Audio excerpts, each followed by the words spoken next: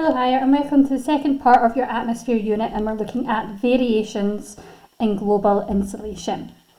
The first part was your global heat budget, so this is an extension and a kind of move on from that, where obviously the first part we looked at why the Earth only receives less than 50% of insolation coming from the sun. Okay, so that it doesn't get a full amount of energy, and we need to know the percentages in that. We've looked at that. This is the second part, and this is why some parts of the Earth are warmer and why some parts of the Earth are cooler effectively. Okay, so we know that, and we know latitude, that with the equator, the closer to the equator we are, the warmer the temperature, and the further away and the higher in latitude we go, the colder the temperature drops and the colder the climate. Okay, but there are reasons for that, and this is what we're going to kind of start looking at today for your variations in global insolation. Okay, so why there are variations in the amount of heat that comes from the sun around the Earth, because the Earth receives less than 50%, but some parts receive more than others. Okay, so there are four key reasons for this. Okay, four key reasons for this, and I'm going to explain through these reasons with you.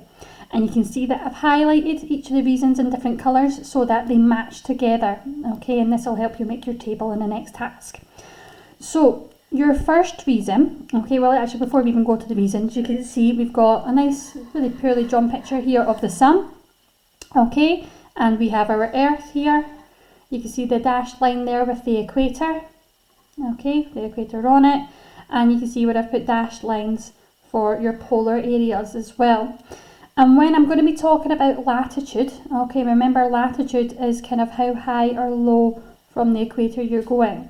So when I'm talking about higher latitudes, I'm talking about further away from the equator and closer to the poles. Okay, and remember, if you remember back as well, your equator is at 0 degrees.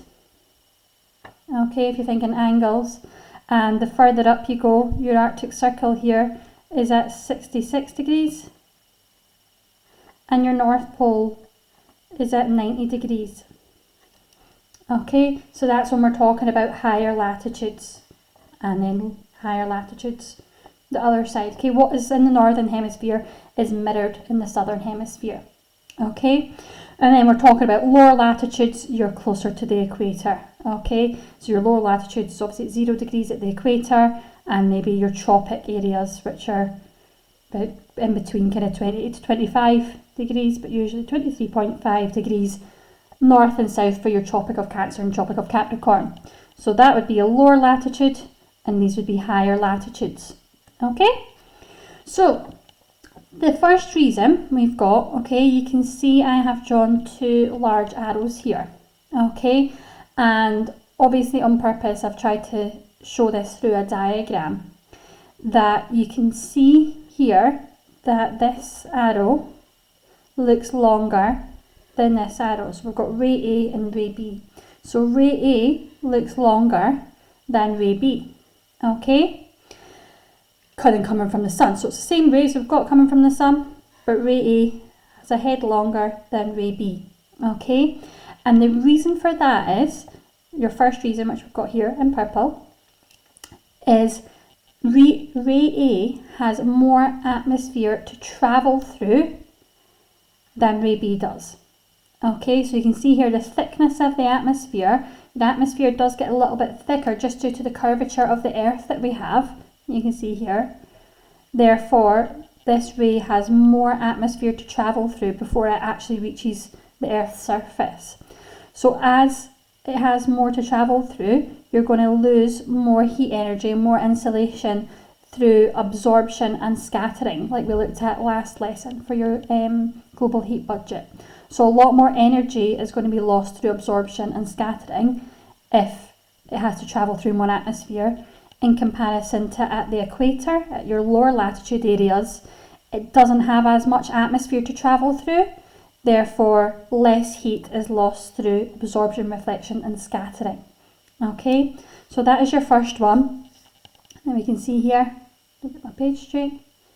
Okay, your first one is atmosphere fitness.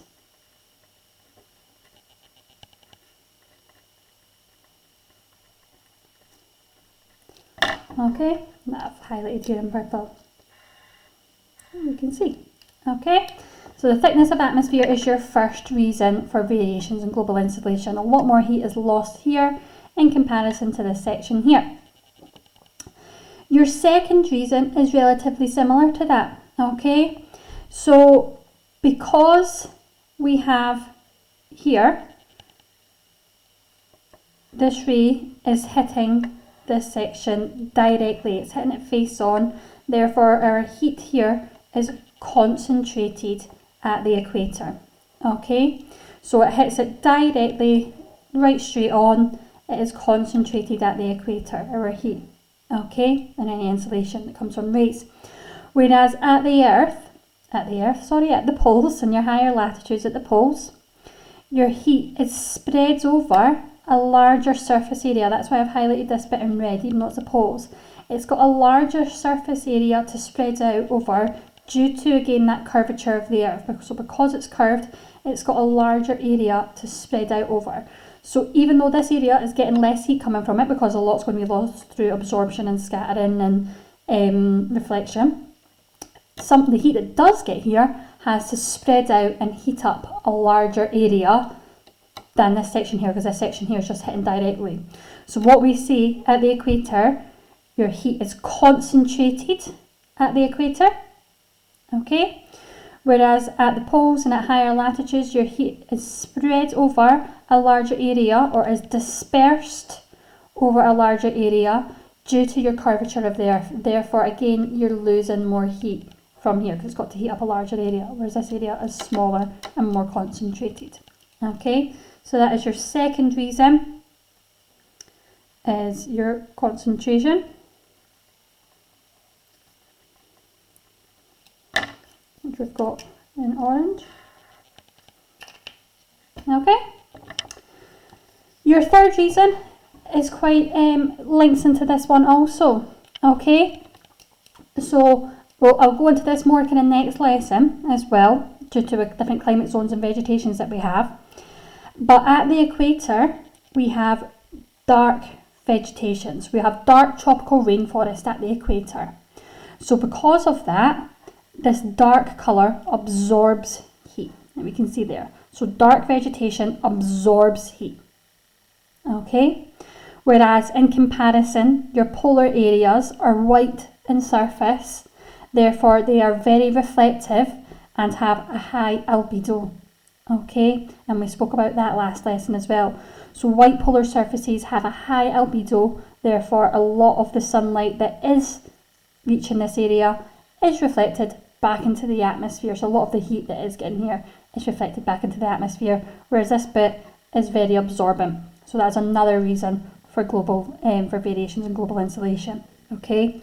And that is your albedo.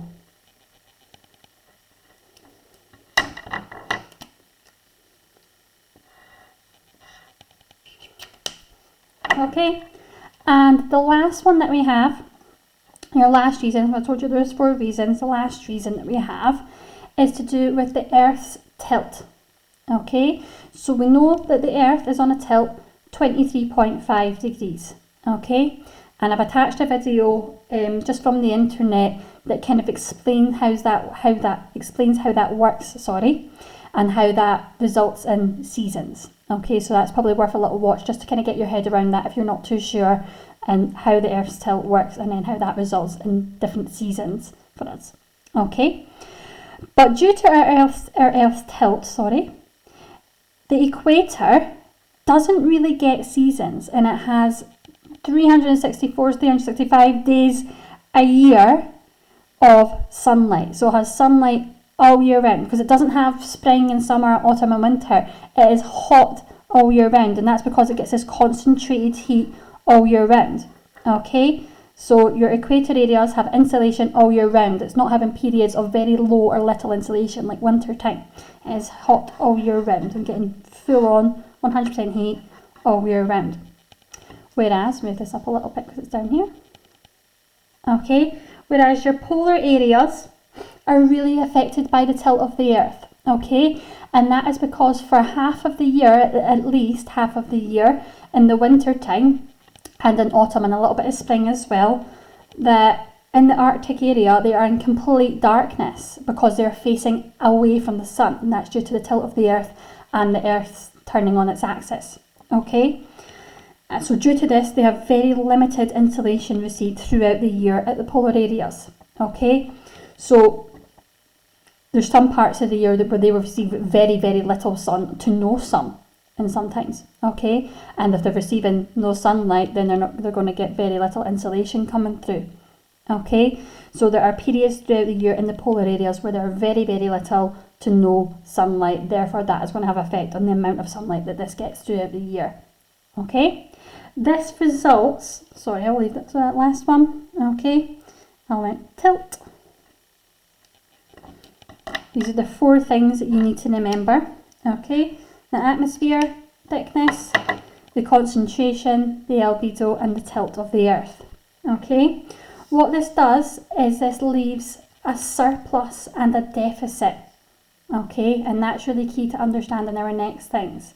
So in this area here, your lower latitudes and your tropics, we have a surplus of energy. We have too much going on.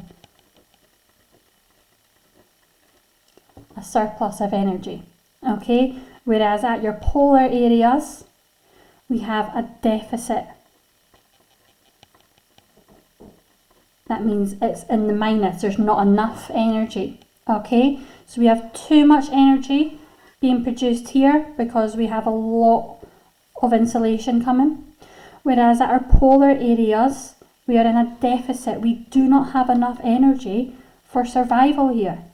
Okay, and what we'll learn about next week is how our Earth has very cleverly distributed this energy so that all areas receive more, and this area gets reduced of the surplus.